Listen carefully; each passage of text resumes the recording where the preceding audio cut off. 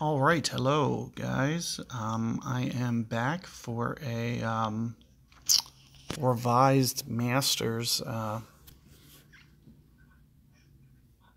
guide here. We are on hole number one, and the first thing that I want to mention is this first shot is being a little iffy. I remember not making it over with my first shot, and then my opponent getting over, which means that the wind angles, if they change ever so slightly, that one of the person gets over and the other, kind of tough luck. Which I'm a little disappointed that they set up a hole like that, and it makes things a little bit more annoying. There's a couple methods that I think you can go about to fixing it. First, keep in mind whether you have a POC 5, a POC 7, anywhere in that range, you're going to land at the same spot on the first hop. So it's not going to affect, you don't have to, ask questions. Is a POC 5 going to, can I do this shot with a POC 5? And the answer is yes, you can. A POC 6, a POC 7, yes. No for a POC 4. You're going to land 6 yards shorter. That's going to be too much to overcome. As you can see, you barely get to the fairway. Now, one of the things that you can do is you can pull out globes. Now, I have been starting to get a little bit stingy with my globes, and I really don't like using it on a shot like this, but I may just do that to kind of, increase my likelihood. One thing that I am going to do, I'm going to switch to backbone just for a little bit of accuracy boost, just in case that I am in a long iron range. And we are going to get underway here. I should have did this earlier so I could have seen where the scores were. Should have logged in first thing this morning. I always forget that this division is the slowest ever. But let's get started here. Hole number one. And see which version we get. I'm assuming, guy that goes first is kind of on the fence. So if I have to go first, I might put on a globe.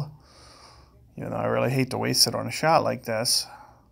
It's kind of the most annoying time to try to waste a ball is when you can't even pull out to go for the green. You're just pulling it over to barely get onto the fairway.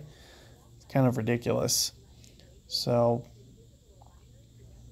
here you see, it is pointed down that way.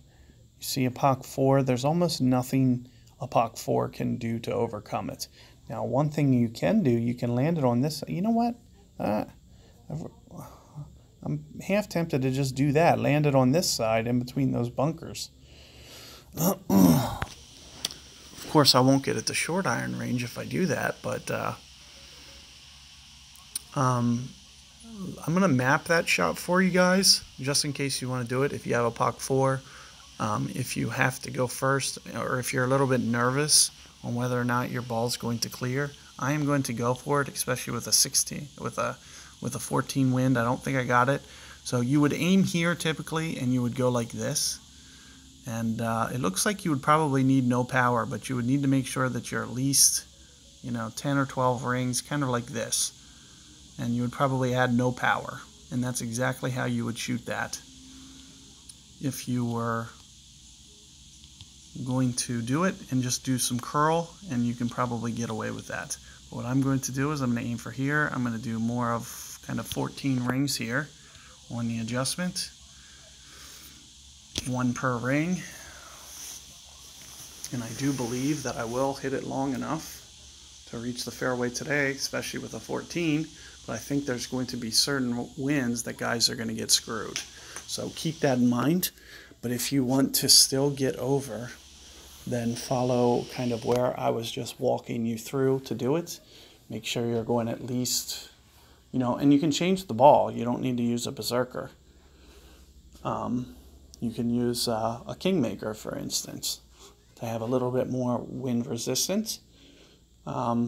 you know, just keep in mind that it's downwind, downhill. Play it more 1 per ring as opposed to the normal 1.5.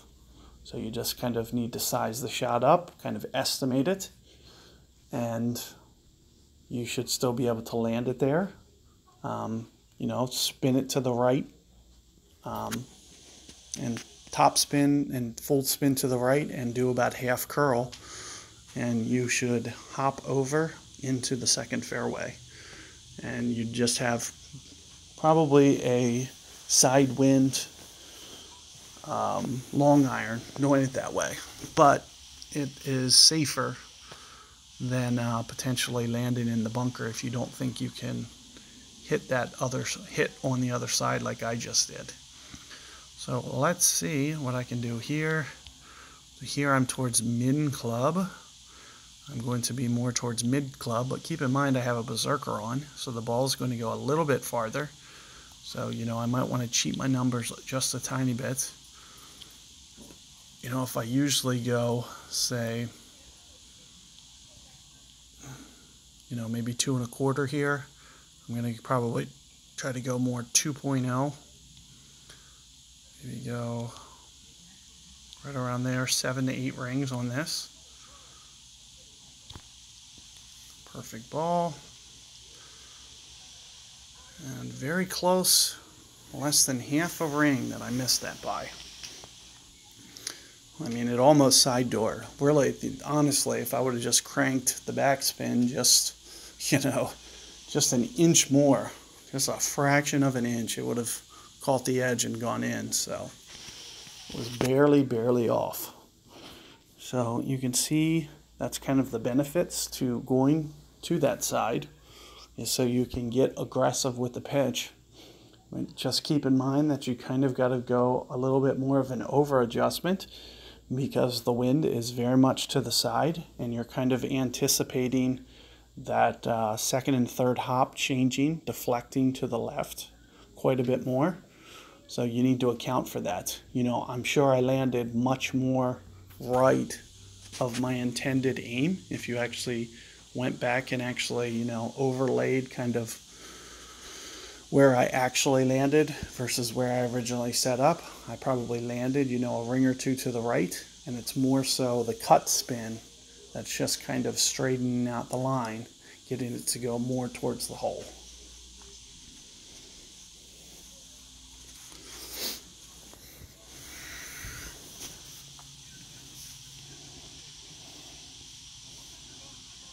So one of the things that I want to mention, you know, the backspin shot that usually you do in Tour 11, that's going to be a little bit more challenging, if at all possible, because you're on an extra tee box and you're going to be landing it at a lot harder, so you would need more backspin to stop it. So the only way that I would even go for that shot, if this guy completely butchers this and doesn't put it on the green, then I would just, you know, safely do that shot. But with him doing that, I'm going to basically need to go that method, because I'm not sure that 100% of the time, if I go for, say, this target right here, let me just kind of show you where it's kind of sizing up. You can see that the hops are much longer than what you're used to seeing when you do that. So it's going to be very hard to stop the ball doing it that way. So here you're going to see me using a little bit different. And I'm just going to go about this old school, which is more, not sure how many rings to go. That's the only problem. I'm going to try to go 11 to 12, somewhere in there. Kind of reduce the amount that I'm curling it because it's coming in so right to left here. Let's see what this looks like. Just caught the rough. So if I would have added just a fraction more curl, I would have picked up that win. I basically cost myself. It looked like the adjustment that I made, you know, around 11 rings, was probably pretty good. More so than anything, it was about not curling it enough. I was trying to anticipate, you know, how much that wind was going to affect it, and I just under adjusted just a bit.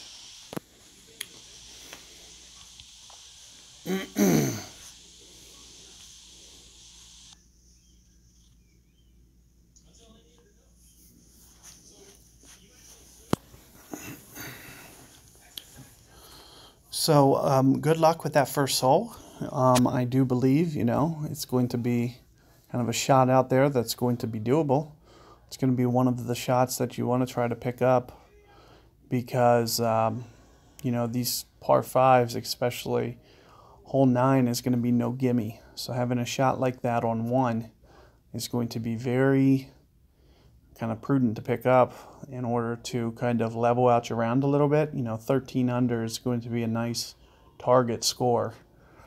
So shots like that are going to be something that you're kind of looking to get. So good luck with that hole, and I'll be ready for you guys momentarily, hole number 2, for a revision. So good luck here. I'll see you guys for hole 2.